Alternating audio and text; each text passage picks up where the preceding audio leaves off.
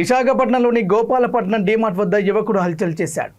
ఆత్మహత్య చేసుకుంటానని డీమార్ట్ పైకెక్కి హల్చల్ చేసి నానా హంగామా సృష్టించాడు. ఎవరు ఎంత బ్రతిమాలినా వినలేదు.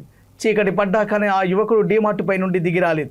విషయం తెలుసుకొని సకాలంలో స్పందించిన పోలీసులు, ఫైర్ సేఫ్టీ అధికారులు యువకుడిని సురక్షితంగా రక్షించి పోలీస్ స్టేషన్కు తరలించారు.